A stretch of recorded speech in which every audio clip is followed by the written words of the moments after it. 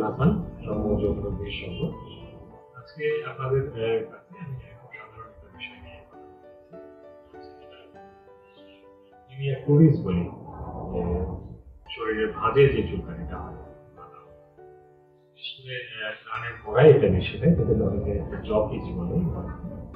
তো দেখা যায় শরীরে অন্য কোথাও কিছু নাই, কিন্তু রানের গোড়াটা কালো হয়ে গেছে, কিন্তু সাথে চুলকাচ্ছে।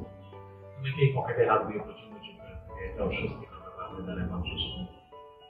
এটা বারবার হয়, ট্রিটমেন্ট করলে চলে গেল, আবার হচ্ছে। এই জিনিসটা মেইনলি হয় যাদের লম্বা সময় ধরে টাইট কাপড় পরে থাকতে হয়, ঘাম বেশি হয় স্বেচ্ছায় থাকে, ওই জায়গাটা আমাদের বারবার হচ্ছে।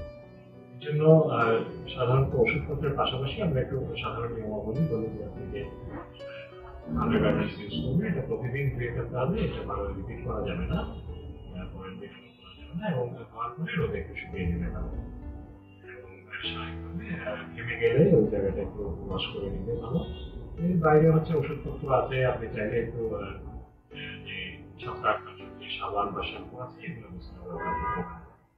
একটু ঢোলা কাপড় চোপড় আমরা করতে পারি, সুতির কাপড় চোপড় করলে এটা রিকারেন্স কম হবে, বারবার ফিরে আসার সম্ভাবনাটা কমে যাবে।